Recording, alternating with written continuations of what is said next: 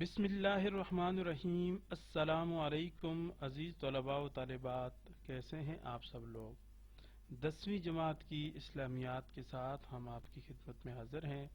یہ ہے صفحہ نمبر 32، الدرس الرابع جیم، سورۃ الاحزاب، آیت 21 تا 27۔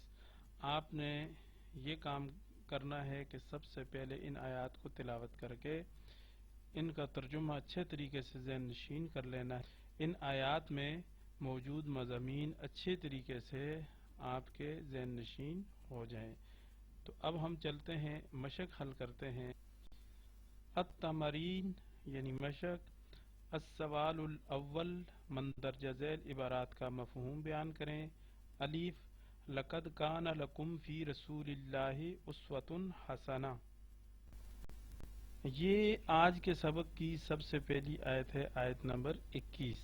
ترجمہ ہے، تم کو پیغمبر خدا کی پیروی کرنی بہتر ہے۔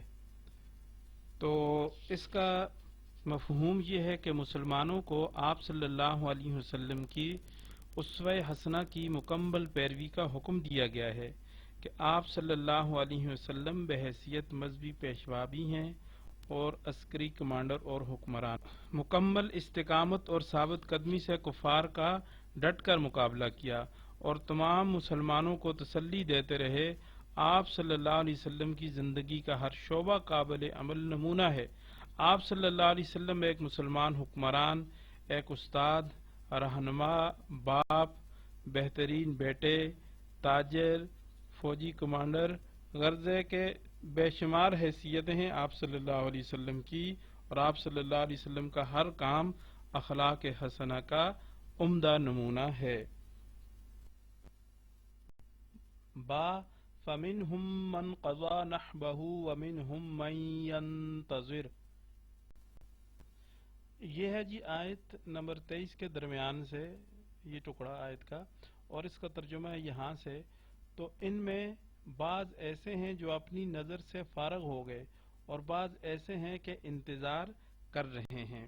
مفہوم یہ ہوگا کہ قرآن مجید میں اللہ تعالیٰ نے ان جانبازوں کا ذکر کیا ہے جو کسی وجہ سے غزوہ بدر میں شریک نہ ہو سکے، مگر انہوں نے نظر مانی کہ اگر انہیں دوبارہ کفار سے جنگ کرنے کا موقع ملا تو وہ ضرور جہاد کریں گے اور شہادت حاصل کریں گے۔ ان اصحاب میں حضرت انس بن نضر رضی اللہ تعالیٰ عنہ غزوہ احد میں لڑتے لڑتے شہید ہو گئے تھے۔ ان کے جسم پر تلوار، نیزے اور تیروں کے 80 سے اوپر زخم آئے تھے۔ شہادت کے بعد ان کی ہمشیرہ نے انہیں ان کی انگلی کے پور سے پہچانا۔ حضرت حمزہ رضی اللہ تعالیٰ عنہ نے لڑتے ہوئے جان قربان کر دی۔ حضرت مصعب بن عمیر رضی اللہ تعالیٰ عنہ نے رسول کریم صلی اللہ علیہ وسلم کی حفاظت کا فریضہ انجام دیتے ہوئے آپ صلی اللہ علیہ وسلم کے جسم اطہر پر اپنے آپ کو جھکا دیا اور تیروں کی بچھاڑ کے سامنے ڈھال بن گئے۔ حضور اکرم صلی اللہ علیہ وسلم پر پھر اپنی جان تک بھی قربان کر دی۔ حضرت طلحہ رضی اللہ تعالیٰ عنہ اپنے ہاتھوں سے حضور اکرم صلی اللہ علیہ وسلم کا دفاع کر رہے تھے۔ ان کے ہاتھ تیروں کے لگنے سے شل ہو چکے تھے۔ ایک بار حضور صلی اللہ علیہ وسلم نے فرمایا، جو شخص پسند کرتا ہے کہ زمین پر چلتے پھرتے ایسے شخص کو دیکھے جس نے اپنی نظر پوری کر دی اور جنتی ہو گیا تو وہ طلحہ بن عبید اللہ کو دیکھ لے۔ بس یہاں تک یہ اس کا جواب ہو گیا۔ جیم، وَكَفَى اللَّهُ الْمُؤْمِنِينَ الْقِتَالَ۔ یہ ہے آیت نمبر 25 کے بالکل آخر پہ، وَكَفَى اللَّهُ الْمُؤْمِنِينَ الْقِتَالَ، اور ترجمہ ہوگا اس کا، اور خدا مومنوں کو لڑائی کے بارے میں کافی ہوا۔ مفہوم اس کا بیان یوں کریں گے کہ اللہ تعالیٰ مومنوں کو ہمیشہ اپنی تائید و نصرت سے نوازتا ہے۔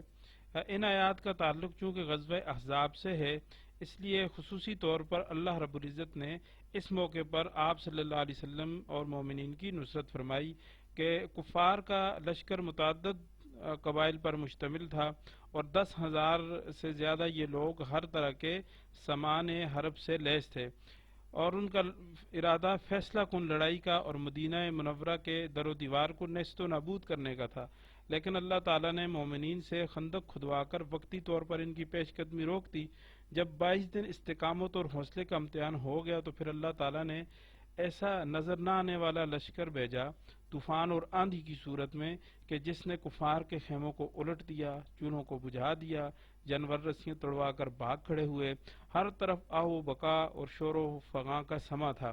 ابو سفیان نے ڈر کر اپنے بندھے ہوئے اونٹ کو مارنا شروع کر دیا اور چیختے ہوئے واپسی کا اعلان کر دیا۔ دوسری طرف بنو قریظہ کے کفار یعنی یہودیوں نے انہوں نے کفار سے تعلق توڑنے کا اعلان کر دیا اور کفار کے اندر پھوٹ پڑ گئی، مسلمانوں کو لڑنے کی ضرورت ہی نہ رہی۔ اللہ تعالیٰ نے ہوا اور فرشتوں کے ذریعے اپنے مومن بندوں کی مدد فرمائی۔ تو یہ ہوا آج کا سبق۔ آپ ہمارے چینل کو سبسکرائب کریں، ہماری ویڈیو کو لائک کریں، کمنٹس میں اپنی رائے کا اظہار کریں اور اپنے دوسرے دوستوں کے ساتھ اس سبق کو شیئر کریں۔ ہمیں اجازت دیں۔ اللہ حافظ۔